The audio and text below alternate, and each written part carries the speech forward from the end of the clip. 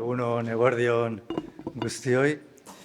Ia esan, gauza asko aipatu dira aurreko hitzaldian, eta agian gauza asko errepikatuko ditut, baina, nik uste ondo ere etorri dela gure proposamena ongi kokatzeko. Eta, gustatuko litzaidake alde batetik, Euskal Herria Bildutik egiten dugun kokapena eta testuinguruaren inguruko analisi txiki bat egitea lehendabizi. Ondoren, gure ekimen legegilearen oinarriak eta estrategia zein izango den, zegako garrantzitsu dauden gure ekimenean. Gero Euskal Herria Bildu eta Eusko Alderdi Jeltzalearen proposamenen arteko alderaketa bat, Inigo Urrutiak egin du lehen alderaketa bat, nik alderaketak eta elkargune posibleak ere aipatuko ditut. Eta gero datozen hilabetetarako zenolako gako ikusten ditudan, zenolako gako garrantzitsu eta oso adi egon beharko ditugun uneak edukiko ditugulako.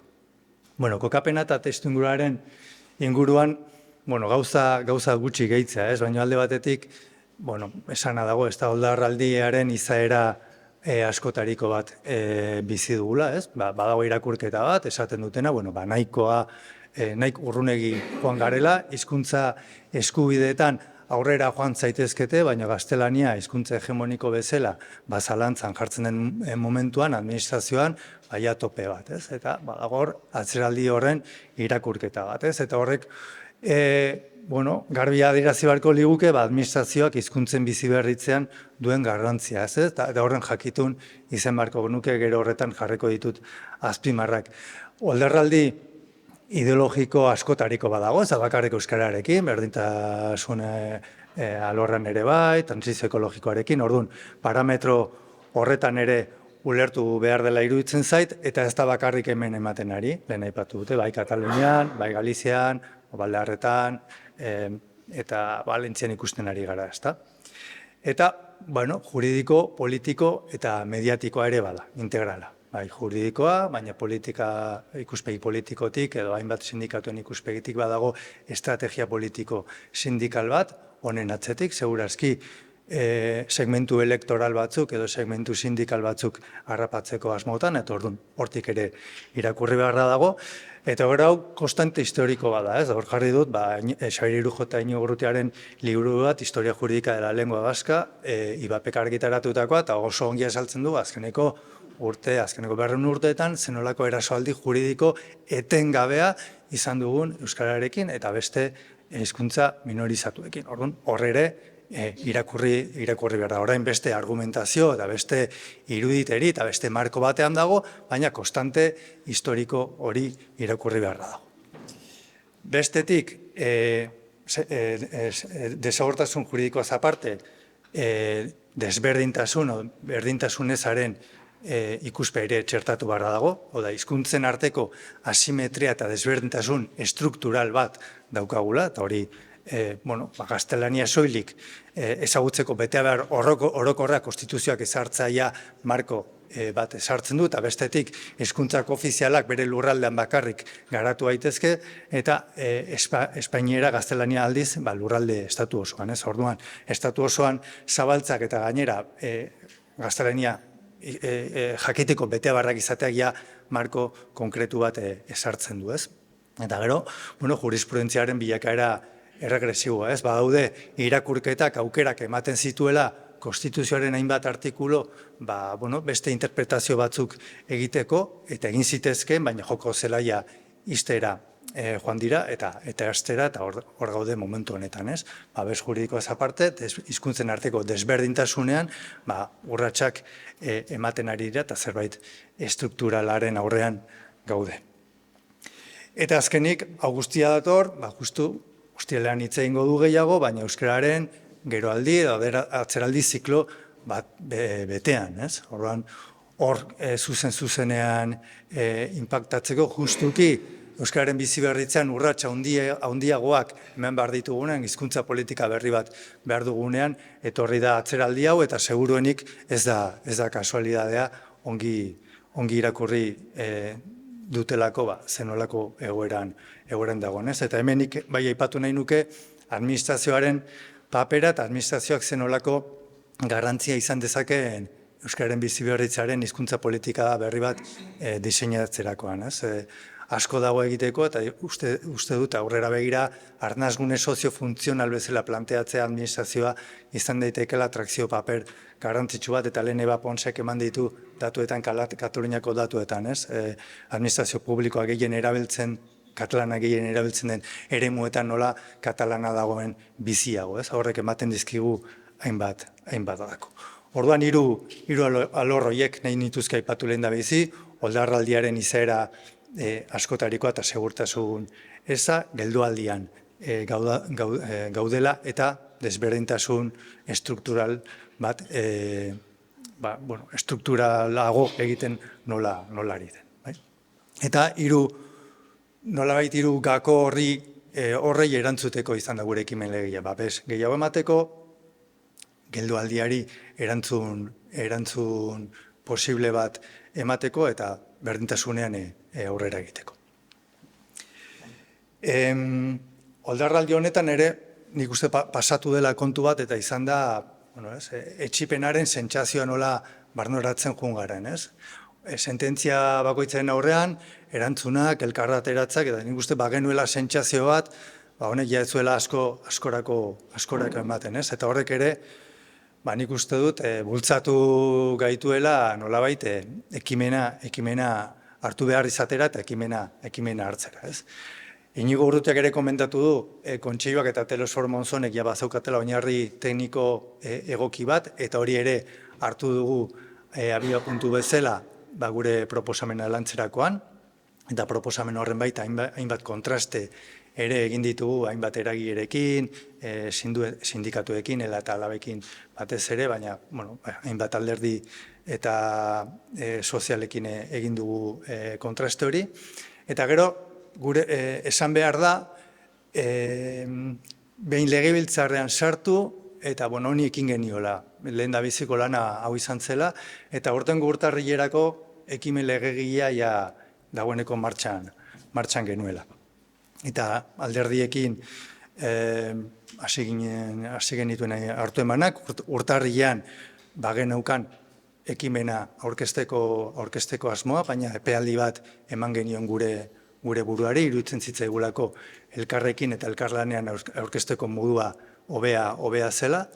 Eusko Alderdi Jeltzalearekin hitzen genuen, 2 hilabeteko EPA eman zigun, martxotik aurrera, baina gero edabedeetan ikusi genuen alderdi sozialistarekin hitz egiten ari zirela, proposamen bat ere aurkezteko moduan zaudela, eta erabaki genuen, ekainaren 9an, hurrengo egunean erroldatuko genuela gure ekimena. Eta iruditzen zait, asmatu genuela, inpas egoera horretatik ateratzeko balio izan duela, eta esaten genuena, eztabaida epaitegitatik, legebiltzarrera eraman nahi genuelako, eta nolait, erreakzio ziklo batetik, etxipen batetik, ekimen ziklo batera pasatzeko, eta gehiago soluzioetan pentsatzen jartzea, eta ezain beste diagnostikoetan. Hori da pixka bat, kokapenari begira azaldu nahi genizuena. Ekimen legeiaren oinarriak eta estrategiari dagokionez, lehen esan dudan bezala, hiru ardatzetan gauzatu aldetik babes juridikoa handiago ematea, hizkuntzen berdintasunean, euskararen berdintasunean urratsak ematea, eta hizkuntza politikan jauzi bat egiteko baldintza egokiak sortzea. Bideragarritasun eta segurtasun juridikoaren ikuspegitik, garbi dago, oinarri juridiko sendoak izan behar zituela eta izan behar dituela, eta atzera egiteko zirrikiturik ez uste, eta hor Alban Ogirak ongi esaldu ditu klabe batzuk. Bestetik, euskararen berdintasunezko estatusean aurrera pauso batzuk ere ikusi behar ziren, eta euskararen bete beharretan orekatzaile batzuk daudela esango nuke, gure proposamenean, bizkuntzak jakitea bete behar bihurtzen dugun enean, eta horrek gaina euskararen balio instrumental eta sozialean sekulako eragina dauka. Oda, persona batek ikusten badu, herritar batek ikusten badu, bere administrazioan euskara jakiteko ezinbestekoa dela, euskara balio instrumental eta balio soziala irabazten du. Euskara ez da gehigarri bat, euskara administrazioaren funtsezko elementu bat. Orduan, irakurketa hori ere garrantzitsua zen egitea, eta bestaldetik administrazioaren potentzialitate guztia baliatzea.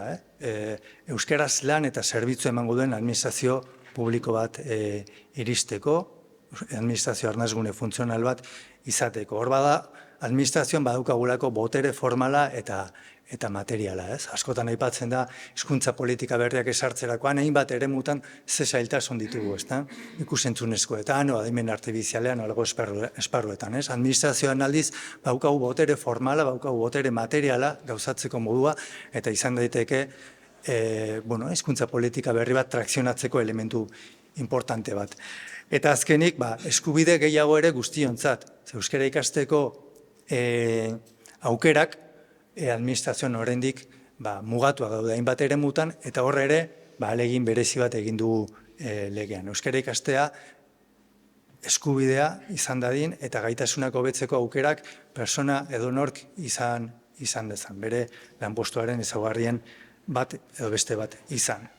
Eta azkenik, hizkuntza politika legebiltzarrean diseinatzea eta ez epaitu. Azkenean hori da funtsezko ideia. Orduan, 3 elementu horiek. Babes juridiko gehiago, berdintasun gehiago eta jauzia hizkuntza politika publiko berrietan. Hainbat elementu berri daude, lehen Iniok ere aipatu ditu, baina horietako bada orain arte euskara eta gaztelania administrazioko hizkuntza direla esatetik pasatzen gara ere esatera lan eta zerbitzu hizkuntza izango dela euskara administrazioan. Lanpostu guztietan gaztelania eta batzuetan elebiduna eskatzetik 2 hizkuntzak lanpostu guztietan eskatzera pasatzen gara, hau da administrazio bat eta 2 hizkuntza berdintasunean. Moldagarritasun eta testuinguru soziolinguistikora egokitutako ere elementuak badaude, jakitun gara testuinguru soziolinguistiko desberdina ditugula, eta hori ere, printzipioetan sendoak izan behar dugula, baina kudeaketan ere malguak horregatik ezarri dugu geroratze indizea. Hau da, herri batean, administrazio batean dagoen, zein egoera soziolinguistikoa, geroratze indize bat ezarriko genuke. Horren formula ez dugu ezarri, ez dugu zehaztu. Uste dugulako gero dekretu baten geratu beharko litzakela edo eztabaidarako elementu bat izan daitekela. Orduan hori oraindik zehaztu gabe geratuko litzateke. Eta gero, euskara ikasteko, areagotzeko eskubide gehiago. Eta berariazko trebakuntza planak eta liberazio gehiago egiteko konpromisoa hartzen du administrazioak, hizkuntza eskakizun hori egiaztatuta administraziora sartu den personarentzat, herritarrarentzat. Geroratze indize baten baitan hizkuntza eskakizuna bete gabe sartuko balitz administrazio publikora, epealdi bat eukiko luke hizkuntza eskakizun hori betetzeko. Eta administrazioak eukiko luke konpromisoa, berariazko trebakuntza plan bat eta liberazioak ere, liberazio gehiago planteatzeko.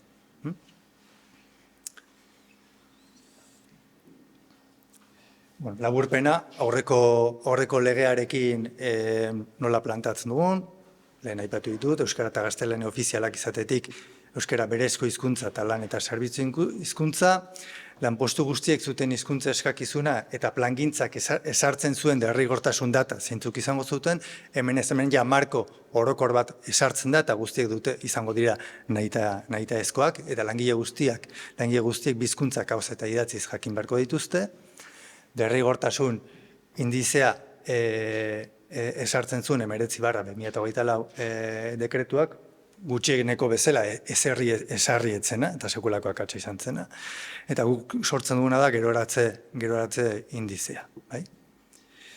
Eta euskara ikasteko eskubidea eta ekuntzaren ikuspegitik legeak ez du aurre ikusten neurri orokorrik, eta guk plantatzen dugu neurri eta konpromiso orokor bat, trebakuntza plan personalizatuak eta liberazioak esartzeko.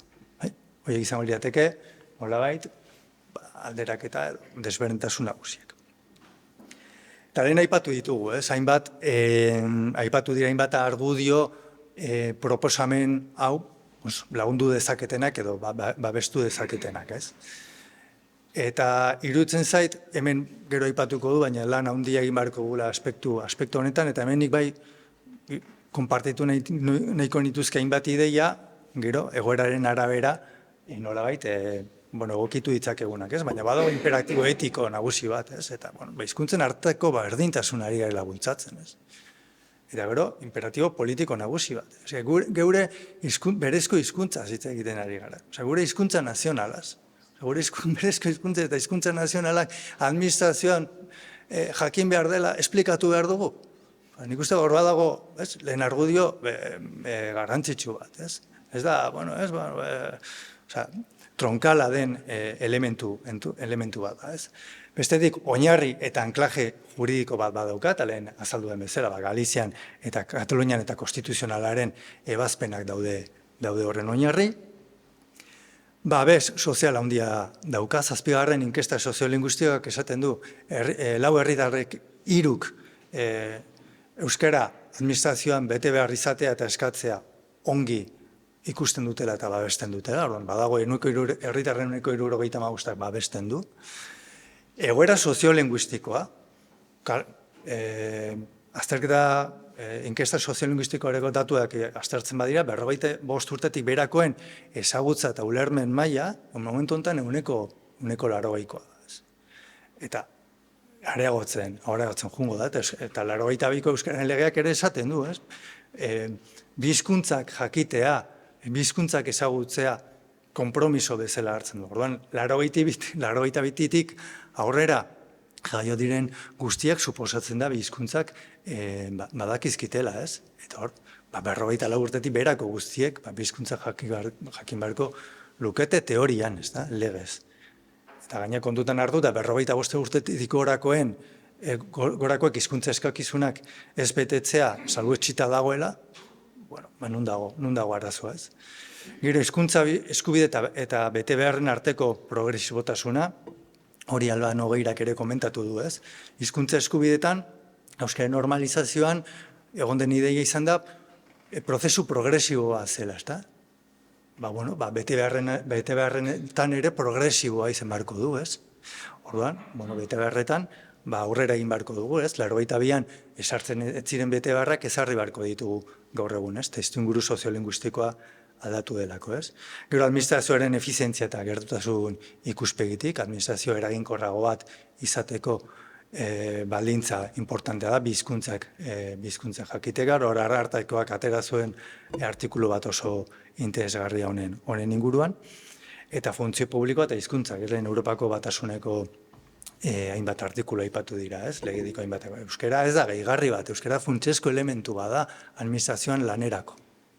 Ez da gehigarri bat eskatzen dela kapritxos edo kasualidades. Lanerako funtsezko elementu bada. Hemen badude, ideia, potente asko, garatu ditzakegunak, argudio sendoak izateko, ze oldarraldi, badakizun bezala, mediatiko eta kultural potente bat daukagu, eta atozen hilabeteetan, bataia kultural handi bat izango dugu honen inguruan. EJ-aren eta EH Bilduren arteko proposamenen arteko alderaketen inguruan. Gure kasuan, guk ekainaren 10ean erroldatu genuen ekimena, EJ ekainaren 20an, 10 egun geroago. Nik esango nuke guk erroldatu genuelako erroldatu zutela ondoren beraiek.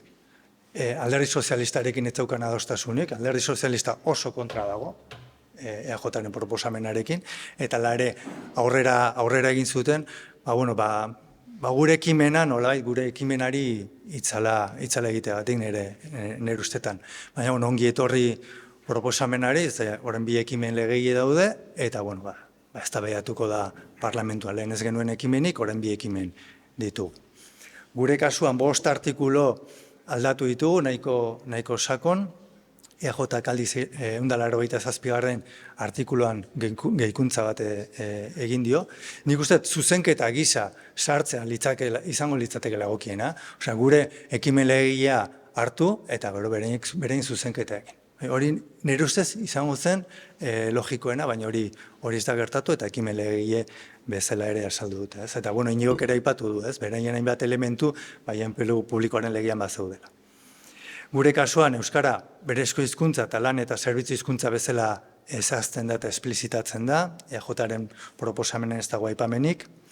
Segurtasun juridikoaren ikuspegitik gureak baditu anklaje potenteak lehen ikusi den bezala, bai Katalunian eta bai Galizian, eta aterbe juridiko sendo bat eskatzen du. EAJaren proposamenan uste du aldiz proportzionaltasunaren ideia epaitegien irizpideen menpe uzten dela, eta nire uste segurtasun eza ere areagotu egiten dela berein proposamenarekin.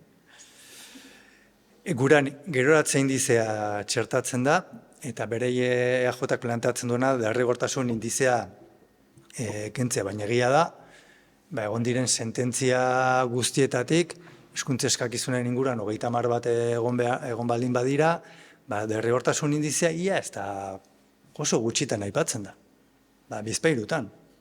Osea, desproportzionaltasunaren ideia da batez ere erabiltzen duten epaitegiak, orduan, uste dugu ez diola ondo erantzuten. Gehiago izan daiteke, nire ustez, instituzio batzuak babesteko, izan daiteke Gipuzkoako Foru Aldundia, derrigortasun indizetik gora dagoelako. Orduan, ari begirako planteamendu bat egon daiteke horren atzean, hori da egiten dudanik irakurketa, baina atzera egiteko ere, aukera handiak ematen ditu, adibidez Bizkaiko Foru Aldundian, ez? Gure kasuan, bi hizkuntzen arteko trataeran estatusean badago aurrera pauso bat, badago planteamendu bat, EAJarenean nik ez dut horre estatusean aldaketarik ikusten, eta moldagarritasunen ikuspegitik, bai, ematen zaio gure kasuan autonomia eta erabakimena erakundentzat, baina marko bat, joko zelai bat ja esartzen da. Segurtasun bat ematen diegu administrazioai. Aldiz, EAJaren proposamenean administrazioaren udalengan uzten da pixu guztia eta arriskua ere bai ez. Eta Euskara ikasteko eta gaitasunetan aurrera egiteko, gurean ikasteko aukerak areagotzen dira eta EAJaren aldiz ez dugu proposamenik ikusi.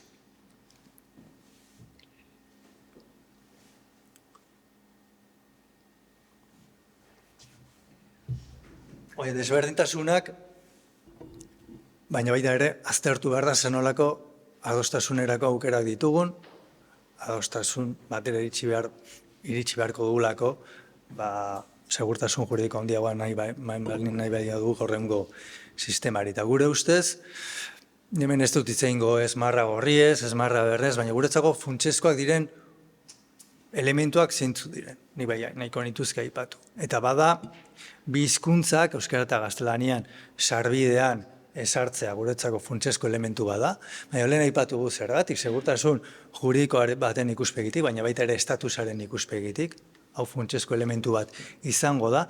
Gero artikulatuan nola doan ikusiko dugu, baina agertu behar dugula uste dugu. Atzera pauso horik ez ematea hizkuntza plangintzan, aurrera egitea. Hau da, atzera egiteko arriskurik ez egotea, hori ere jasota egon behar du, nolabait, eta gero euskara ikasteko aukera gehiago eta eskubide gehiago ere ezarri beharko lirateke. Hori, 3 elementu hauen bueltan, eta iruditzen zaigu planteatu beharko litzatekeela eztabaida.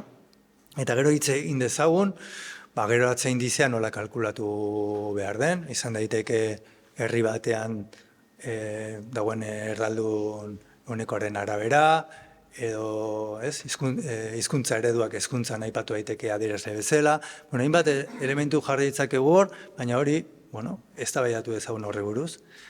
Derrigortasun indizeak kenduta nola bermatuko dugu aurrera egitea, horri buruz ere hitz egin dezagun, eta gero hizkuntzen ezagutza eta gaitasuna ere nola erraztuko duen ere hitz egin dezagun.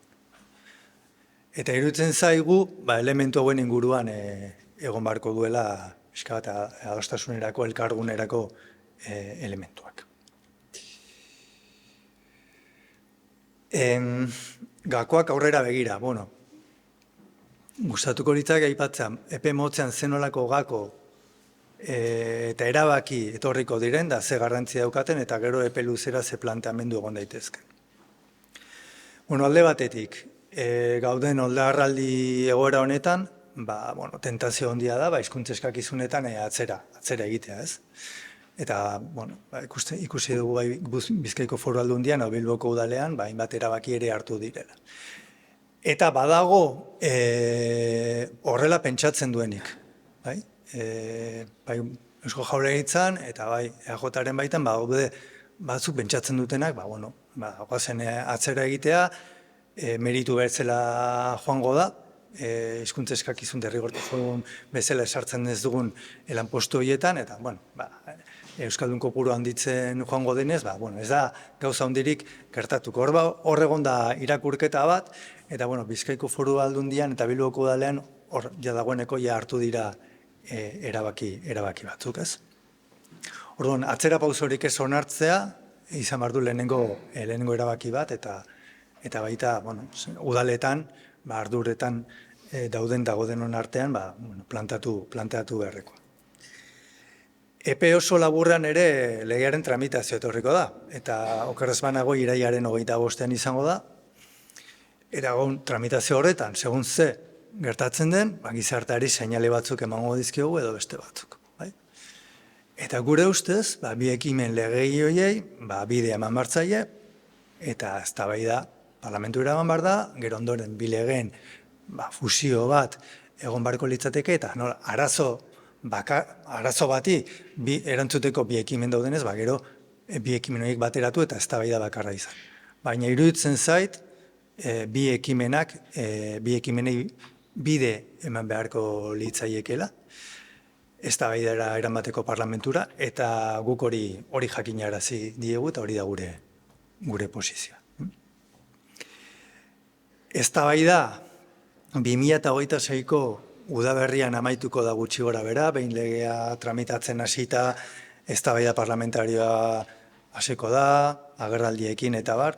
Orduan, datozen hilabeteetan, lan juridiko potente bat egin beharko da, soziala eta ideologiko-kulturala handi bat ere bai, ikusten ari garelako, baudela ez, eta martxan jarriko direlako, gure proposamena inposatzaia dela, maximalista dela, diskriminatzaia dela, ideia lan hizkuntzak eta hizkuntza eskubideen arteko alderaketa hori, kontra jartze hori, hor egongo da, hor badago bataila hori, eta bataila hori intensifikatu egingo da, horretarako ondo prestatu behar dugu, eta horregatik esaten nun, ideien erremintakutxa bat eraiki beharko genukela. Nik uste nahiko modu improvisatuan gabiltzala, eta iruditzen zait agenda bat eraiki beharko genukela hainbat eragileren artean.